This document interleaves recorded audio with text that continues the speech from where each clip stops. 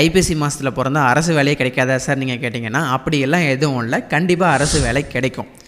ஏன் ஐப்பசி மாதத்தில் பிறந்தா அரசு வேலை கிடைக்காதுன்னு சொல்கிறாங்க அப்படின்னா, ஐப்பசி மாதம் முழுக்க சூரியன் துலாம் அப்படிங்கிற ராசிக்குள்ளே வருவார். சூரியன் எப்போல்லாம் துலாம் ராசிக்குள்ளே வராரோ அப்போல்லாம் நீச்சம் அப்படிங்கிற ஒரு தன்மையை அடைவார்.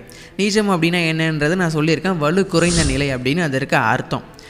ஐப்பசி மாதம் பார்த்தாலே தெரியும், முழுக்க முழுக்க மேகக்கூட்டங்கள், மழைகள், நச உணர்வு இதுதான் இருக்கும். சூரியனே நம்ம பார்க்க முடியாது. அதனால தான் இந்த ஐப்பசி மாதம் துலாம் ராசியில் சூரியன் நீச்சம் அடைகிறார் அப்படின்னு ஜோதிட சாஸ்திரம் கூறுது. சூரியன் நீச்சம் மாறதுனால ஏன் அரசு வேலை கிடைக்காது அப்படின்னா, அரசு, ஆளுமை, அதிகாரம், தன்னம்பிக்கை இது போல் அரசு சம்மந்தப்பட்ட எல்லா விஷயங்களுக்கும் உரியவர் யாருன்னா சூரியன் தான். சூரியன் நீச்சமானாலும் அரசு வேலை கிடைக்கும் அப்படிங்கிறது தான் உண்மை. ஏன்னா சூரியன் நீச்சமாகி நீச்ச பங்கம் அப்படிங்கிற ஒரு அமைப்பை அவர் அடைந்தார்னா கண்டிப்பாக அரசு வேலை உண்டு.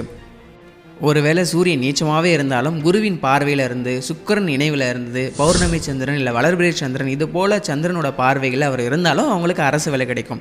சூரியன் திக்பலம் அப்படின்னு சொல்லப்படுற ஒரு பலத்தில் அவர் இருந்தாலும் அரசு வேலை கிடைக்கும். அது மட்டும் இல்லாமல் நடப்பு திசையில் சூரிய திசையும் வரணும். அப்படி சூரிய திசையும் வந்ததுன்னா கண்டிப்பாக உங்களுக்கு அரசு வேலை கிடைக்கும். சூரியன் சம்பந்தப்பட்ட திசைகள், சூரியனோட இணைந்த கிரகங்களோட திசைகள் அல்லது சூரியனின் வீடான சிம்மம் வீட்டில் அமர்ந்த கிரகங்களோட திசைகள் இது போல் கிரகங்கள் திசைகள் வந்தாலும் அவங்களுக்கு அரசு வேலை கிடைக்கும். நீங்கள் ஐப்பசி மாதம் பிறந்திருக்கீங்க, உங்கள் ஜாதகத்தில் சூரியன் நீச்சம் அப்படின்னு யாராவது ஒரு ஜோசியர் உங்ககிட்ட சொன்னாங்கன்னா நன்றி வணக்கம் சொல்லிவிட்டு உங்கள் ஜாதகத்தை மூடிக்கிட்டு நீங்கள் வீட்டுக்கு எடுத்துகிட்டு வந்துடுங்க. நன்றி.